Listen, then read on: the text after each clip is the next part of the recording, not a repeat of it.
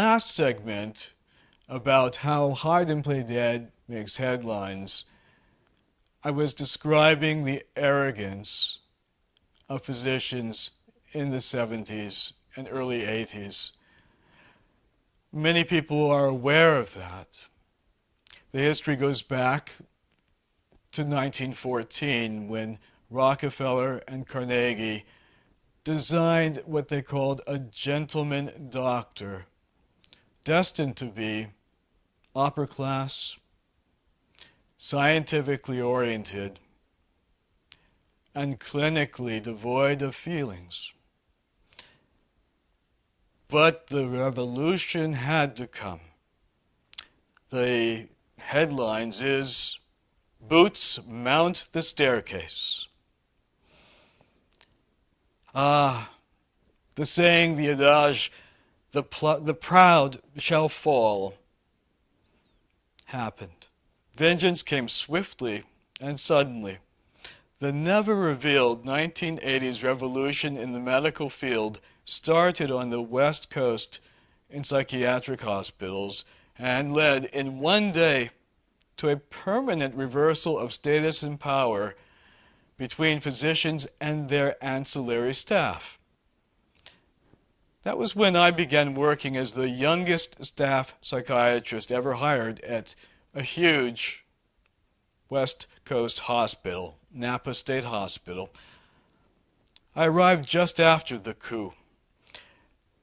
In this coup, the revolution, a coalition of orderlies aligned with patient advocacy movements and Ralph Nader's, at that time, hot issues about consumerism, invented false charges that the physicians were over-medicating patients and spread this fabrication to the patients' families. A sympathetic county judge upheld the accusation as a class action lawsuit. All of the hospital's physicians were arrested, handcuffed, and taken in lines of police vans to spend the night in jail. When they returned, there were new rules. Physicians were thenceforth barred from any management position whatsoever. The new psych techs, the former orderlies, rose to absolute power over their previous bosses as program directors with uncontested authority about hiring and firing physicians at will. The practice spread like wildfire, and within a few years it became the mandatory model throughout both the East and West coasts and in the nation.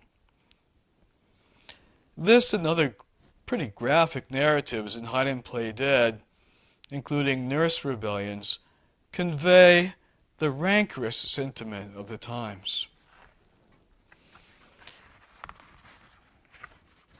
Doctors suddenly became the field slaves and were utterly powerless and without managerial authority over their own staff. It sounded good at first. The team system began. But under the new team system, medical orders were subjected literally to a voting process. No order from a doctor or physician would be obeyed without a consensus of a panel of about 12 other people, including the janitor, whose vote was equal to mine. And the unlicensed and medically untrained staff outnumbered any physician in a team by a ratio of 12 to 1. It was time to create another revolution. The headlines, "An Alternative Conspiracy." It was then that I took a radical detour from the mainstream and became an iconoclastic, which means pretty revolutionary, alternative healer. Again, I wanted to use the innate gifts of psychic empathy and integrative intelligence. I wanted to be able to use the skill to see the big picture as a flash of iconic imagery. At the time, I didn't realize that these gifts had been born from a lifetime of shame and a struggle for survival against oppression and predation. Ah, but the alternative physicians. The negative qualities of corruption, competitiveness, and narcissism among the pioneer leaders of the holistic or alternative medicine community were more obvious than in the ordinary medical field. The famous names that started the brave movement behaved like personality disordered eagles, zealously guarding their own territory and nest and attacking any other eagle that dared cross their border. A quote from the book: "When I realized that I was just an object in his world, I became depressed. What should I do?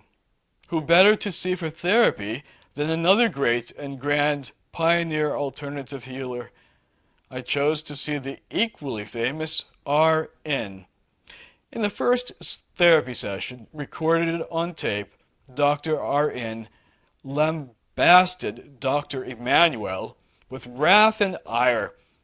Her exact words were, 'Well, you're not the first to come to me defecting from his camp. He thinks he's so good, but I'm far better. Maybe he can make an audience cry in 10 minutes. I can make them cry in 5. And he charges $175, while I charge only $150 per hour. It's robbery.' I tried to excuse Dr. R.N.'s constant anger and explosive rage attacks as part of the side effects of steroid medications taken for her ulcerative colitis, but it was well known by all that worked with her that the judgmentalism and arrogance had always been her style. The same rebellious qualities that gave birth to a movement that splintered traditional medicine also led to discord among the band of iconoclasts that rose to preeminence as alternative healers. Just like my rebellious and narcissistic freed field slave ancestors soared to the top of academia a century and a half earlier. And there exists no force in the world more destructive than narcissistic envy. Headline: Rip Van Winkle, MD. So, I kind of isolated and lingered in my own version of high empathy, client-centered, mind-body medicine, where I could be inventive and creative, where I was respected as a caring genius that could do just about anything in medicine, and most of what I did was original. Some patients called me their shame shaman.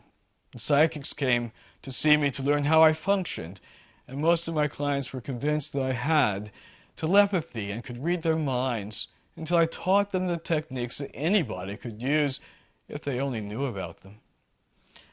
But I was not a good businessman, and the health maintenance organizations, the preferred provider organizations, the third-party payers, and insurance brokers broke my bank.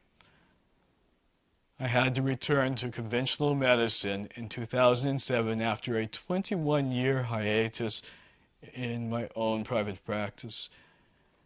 The medical field had changed so much that I felt like I'd awakened from a very, very long sleep. It would only take 3 years of drowning in the riptide of the mainstream before I'd have a nervous breakdown and start to write my books. The battleground of the medical field was strewn with the corpses and debris of its final conquest. The corporate takeover was a coup de grace for a broken system, where physicians had become now completely powerless and hopelessly abused. Almost 90% of the delivery of medical care had been bought by a handful of ruthless private investors representing corporate conglomerates. The 10% remaining functioned under the business model, with the billing and non-medical administrative staff outnumbering the providers of medical care by a steep 20-to-1 in most operations. And the bottom line was the only determinant that had any value to the non-medical management. Only the numbers matter, King. only the numbers. We will continue soon. Thank you.